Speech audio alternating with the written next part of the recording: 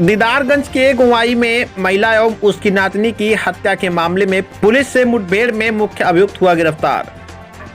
बता दें कि आजमगढ़ जिले के दीदारगंज थाना क्षेत्र के गोवाई में महिला एवं उसकी नातिन की हत्या के मामले में पुलिस से मुठभेड़ में मुख्य अभियुक्त घायल हुआ है, जिसके कब्जे से लूटे गए 9.64 लाख नगद, कई जेवरात, घटना में प्रयुक्त असलहा बरामद हुआ है।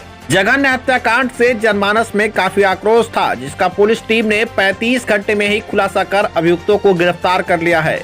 एडीजी जोन वाराणसी द्वारा 50,000 रुपए व डीआईजी परिक्षेत्र आजमगढ़ द्वारा 50,000 रुपए तथा पुलिस अधीक्षक अनुराग आर्य द्वारा 25,000 रुपए से घटना का अनावरण करने वाली पुलिस टीम को पुरस्कृत किया गया है।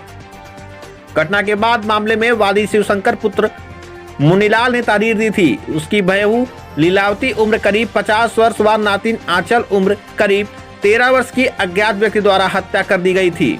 मुकदमा दर्ज कर जांच में जुटी पुलिस टीम को सूत्रों से सूचना प्राप्त हुई कि डबल मर्डर से संबंधित एक व्यक्ति अनरौला के साधन की तलाश में है।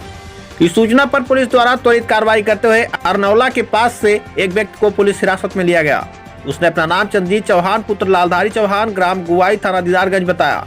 उसकी जामा तलाशी लेने पर उसके जेब से 74,000 रुपए व एक मोबाइल बरामद हुआ। गांता से पूछताछ में उसने अपना जुर्म कबूल किया और बताया कि शेष पैसा व आला कत्ल पहनसूर अमृतगंज बाजार में खेत में छिपाया है। पुलिस द्वारा अमृतगंज बाजार के पास स्थित खेत से घटना के दिन पहने हुए खून से सने कपड़े में 8,90,400 रुपए, एक जींस का पैंट, जूता व सफेद बनियान व आला कत्ल पहनसूर बरामद किया गया। अभियुक्त को थाने पर लाकर विस्तृत पूछताछ पर उसके द्वारा बताया गया कि उसे पैसे की सख्त जरूरत थी।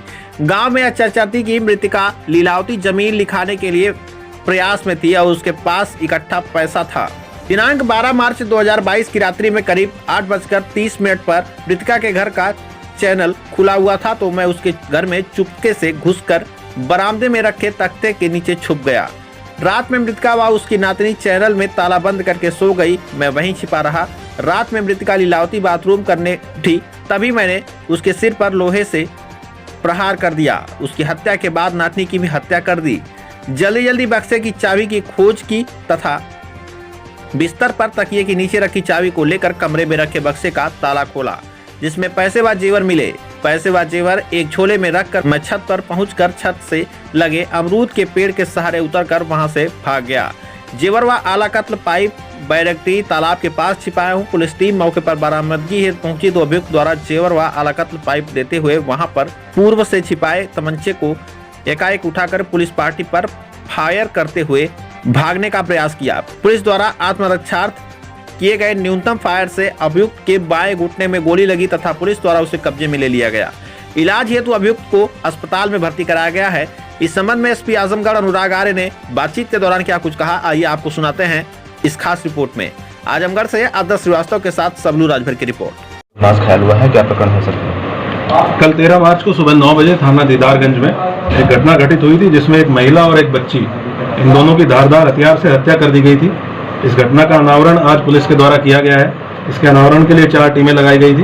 घटना कारित करने वाले अभियुक्त चंद्रजीत चौहान पुत्र लालधारी चौहान, जिसकी उम्र लगभग 28 साल है, जो मृतका के गांव गवाई का ही रहने वाला है, इसको पुलिस के द्वारा आज गिरफ्तार किया गया। पूछताछ के दौरान इससे आला कत्ल और लगभग 9,60,000 रुपए जो इसने वहां से लूटे थे, ये बरामद किए गए। घटना के समय पहने गए कपड़े व जूते, जिनके ऊपर खून के निशान हैं और जो आप लोगों के सामने अभी प्रस्तुत किए गए, वो भी पुलिस के द्वारा बरामद किए गए।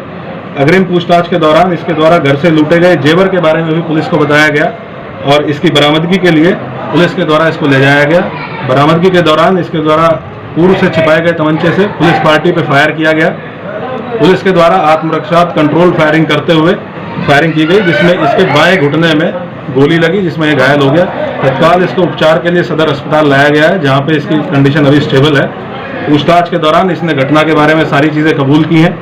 पूछताछ के दौरान ये भी तथ्य प्रकाश में आए हैं कि ये पूर्व से परिचित था और मृतका का जब मकान बन रहा था कुछ साल पहले, तो लेबर के तौर पे इसने वहाँ पे काम किया था, इसलिए मकान के हर एक कोने से परिचित था।